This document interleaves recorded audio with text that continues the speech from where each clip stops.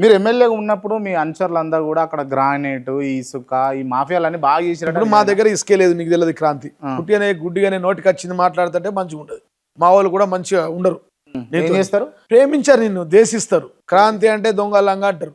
ఎందుకంటారంటే నువ్వు ఇసుకనే లేదు, మాకు చెరువే లేదు, మాకు వాగే లేదు, ఏడికేం చేస్తాం? వాడు పెద్దోళ్ళ జుట్లకేం తెస్తామా? నిజామాబాద్లో లేదా? మా దగ్గర ఇసుక లేదా? అరే మా దగ్గర లేదు, నా నియోజకవర్గంలో చెరువే లేదయా, వాగే లేదయా. నా ఊర్లో చెరువు కాదు, వాగు లేదు. నిజామాబాద్లో లేదా? నిజామాబాద్ నా నియోజకవర్గంలో ఆర్మూర్లో జీవన్ రెడ్డి ఎమ్మెల్యే అయినప్పుడు నిజామాబాద్ మొత్తం శాసించిండా లేదా? అడగ ఎవరన్నా ఒక్క విలేకరుని అడుగు, ఫోన్ చేయి. శాసించరా లేదా? నేను శాసించలేదు, ఎందుకు శాసిస్తా? నేను జిల్లా అధ్యక్షుడిగా ఉన్నా, మర్చిపోయినాను. జిల్లా అధ్యక్షుడు, జిల్లాల పార్టీ కోసం పనిచేసిన.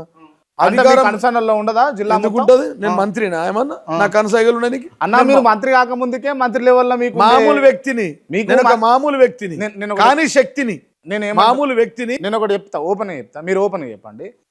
కేసీఆర్ గారు ముఖ్యమంత్రిగా ఉన్నప్పుడు 10 ఏళ్లలో మంత్రులకు కూడా లేని స్కోప్ జీవన్ రెడ్డికి ఉండేనా లేకుండేనా? నా వ్యక్తిగతమయ్యా సార్తో మర్యాద ఉంటాడు. నాకు సార్ తండ్రి లాంటోడు, నా దేవుడు. మంత్రి పదవి నా దేవుడు ప్రతిరోజు ప్రగతి భవన్ లో ఉంటుంటుంది. నేను దాంట్లో తప్పేముంది? మంత్రి పదవి ఎందుకు? ఇంకా నేనేమన్నా మంత్రి వేరే కదా, మంత్రి వేరే, ముందు వేరే. వ్యక్తిగతంగా నేను సార్తోనున్నా, సార్ నేను ప్రేమించిన, సార్ నాకు కొద్దిగా గౌరవం ఇచ్చిండు, ఎంబడ పెట్టుకున్నాడు.